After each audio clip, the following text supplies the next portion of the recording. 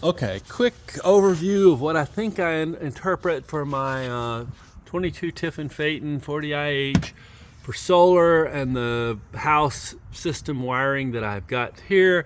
I've got two 8-gauge wires and a spider data wire, net port wire that's coming down from the pre-solar wire.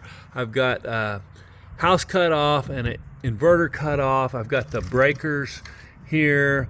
You know, if you look, number 15, 16, and 17 are labeled as solar. I don't know what valid pump is, but something there.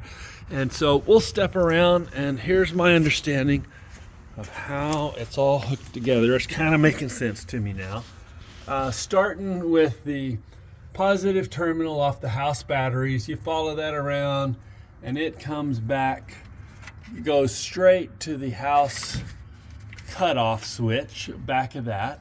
And so if I won't go to the left, but you can see there's a fuse there. But going to the right, when the house cutoff switch is on, it jumps power over to this terminal.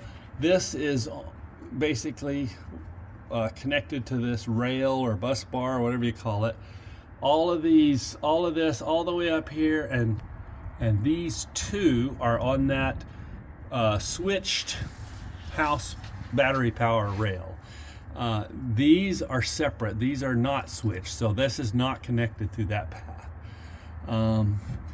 You know, this is going off to a spider G6 panel or something like that, and I think this is coming up, going in right here, doing whatever, and then off to a disconnect panel.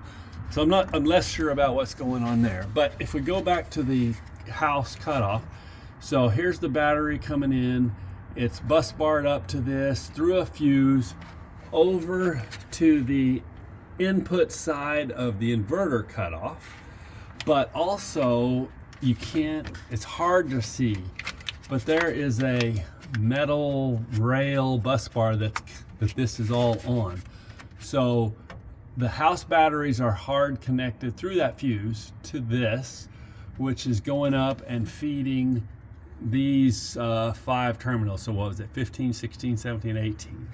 These are fed through that fuse down there, but these are fed no matter how the house cutoff switch is on or off, which is where the solar are intended. Those are.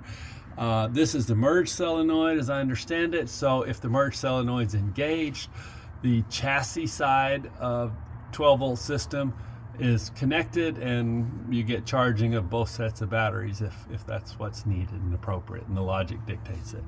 So that's how I've got it working. I've also got a smart shunt over here, but that's just the negative terminal coming from the battery through the shunt over to my negative bus bar, and then all the negatives going from that.